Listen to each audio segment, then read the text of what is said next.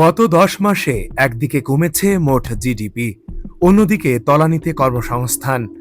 এ অবস্থা দীর্ঘমেয়াদে চলতে থাকলে দেশের অর্থনীতির মুখ থুবড়ে পড়বে বলে সংখ্যা অর্থনীতিবিদ এবং খাত সংশ্লিষ্ট ব্যবসায়ীদের। বিশ্বব্যাংকের সাম্প্রতিক প্রতিবেদন অনুসারে চলতি অর্থবছরে দেশের জিডিপির প্রবৃদ্ধি কমে ৩.৩% পর্যন্ত নেমে আসতে পারে, যা গত ২০ বছরের মধ্যে সর্বনিম্ন। অর্থ মন্ত্রণালয়ের তথ্য উপাত্ত অনুসারে ২০২৪-২৫ অর্থ বছরে প্রথম ৬ মাসে বিদেশি বিনিয়োগ কমেছে ৭০% বেশি।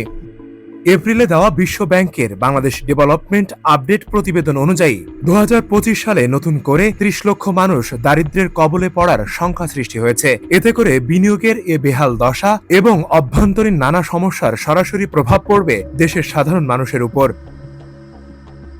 শিল্প পুলিশের তথ্য অনুযায়ী প্রধান ৩ শিল্প এলাকা গাজীপুর, নারায়ণগঞ্জ, নরসিংদী এবং সাভার ধামরাই এলাকায় এখন পর্যন্ত প্রায় ১০০ কারখানা স্থায়ীভাবে বন্ধ হয়ে গেছে।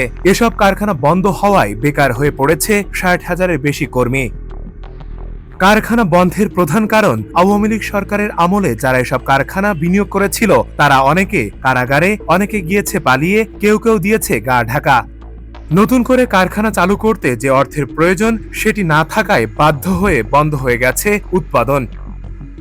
ব্যবসায়ীরা বলছেন, আইন শৃঙ্খলা পরিস্থিতিতে কিছুটা স্থিতিশীলতা এলেও বাকি খাতগুলো এখনো নড়বড়ে। দেশের অনেক ব্যাংক এতটাই দুর্বল হয়ে পড়েছে তারা ব্যবসায়ীদের অর্থের যোগান দিতে পারছে না। অন্যদিকে প্রায় ১৬% হারে চড়া সুদে ঋণ নিয়ে ব্যবসা চালানো রীতিমতো ঝুঁকিপূর্ণ।